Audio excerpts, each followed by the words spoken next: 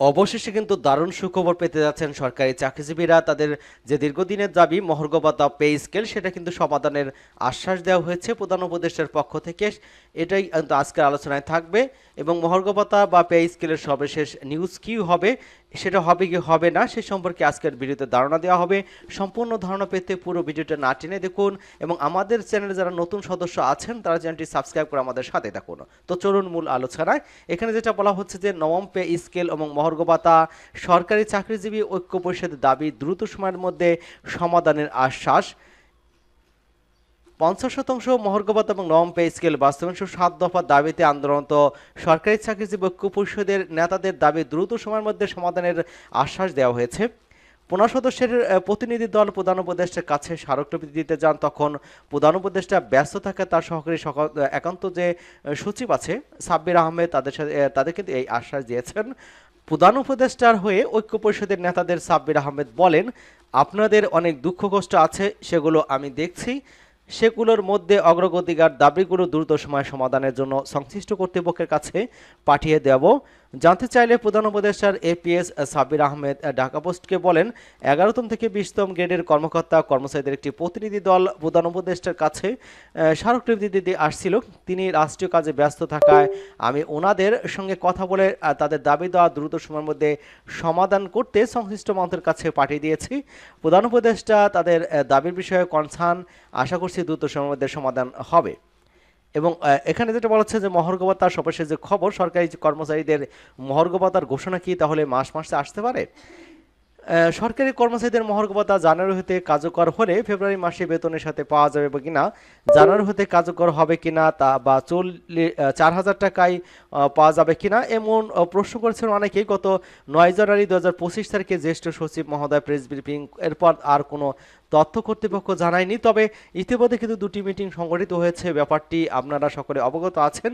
কিন্তু অর্থ উপদেষ্টা বিভিন্ন সমালোচনার মুখে কিন্তু ইউটার্ন নেয় এবং মহার্ঘ ভাতার সিদ্ধান্ত একরকম স্থগিত করে দেয়। মহার্ঘ ভাতা নিয়ে পরে ধূম্রজাল সৃষ্টি হয়। পরবর্তী কিন্তু সাব্বির আহমেদ অর্থাৎ প্রধান উপদেষ্টার একান্ত যে সচিব, তিনি কিন্তু এটা আশ্বাস দিয়েছেন।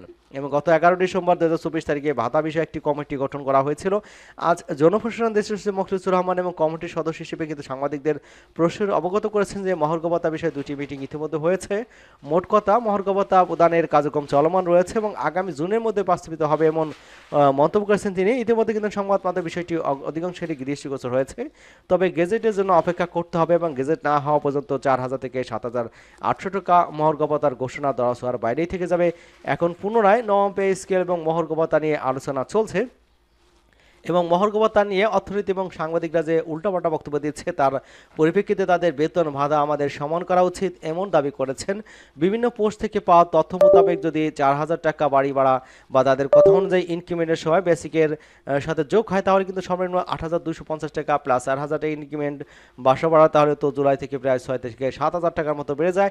এই পর্যন্ত অনেকে ধরনের পোস্ট দেখেছি। আসলে হিসেব কী হবে, এই প্রশ্নের উত্তরের জন্য অপেক্ষা করতে হবে। গেজেট হলে কিন্তু বা পুরো প্রেস ব্রিফিং না হবে কিন্তু বলা যাচ্ছে না।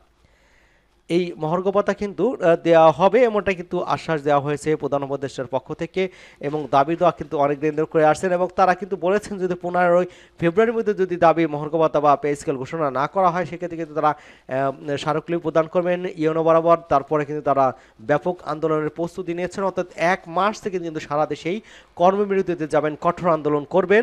সেক্ষেত্রে সরকারের টনক করতে বাধ্য হবে এমনটা কিন্তু আমরা প্রত্যাশা করছি। কারণ যখন কর্মবিরতি শুরু হবে তখন হয়তো একটা সমাধান আসবে এবং মার্চ মাসে বেতন আসতে পারে এমন সংবাদও কিন্তু আমরা বিভিন্ন পত্রিকায় দেখতে পেয়েছি, এমনটা কিন্তু জানা যাচ্ছে। দেখা যাক এখন সেটা প্রজ্ঞাপন বা কোনো বিজ্ঞপ্তি প্রকাশ না হওয়া পর্যন্ত বলা যাচ্ছে না। এই ছিল আজকে সংবাদের হাতে পাওয়া সর্বশেষ সংবাদ। সকলকে ধন্যবাদ জানাচ্ছি এবং আমাদের চ্যানেলকে যারা এখনো সাবস্ক্রাইব করেন চ্যানেলটি সাবস্ক্রাইব করে আমাদের সাথেই থাকুন।